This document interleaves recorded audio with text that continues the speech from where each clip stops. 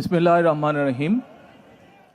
আমি মরহুমা বেগম খালেদা জিয়ার বড় সন্তান তারেক রহমান। আমি আজকে এখানে উপস্থিত সকল ভাইয়েরা এবং বোনেরা যারা উপস্থিত আছেন,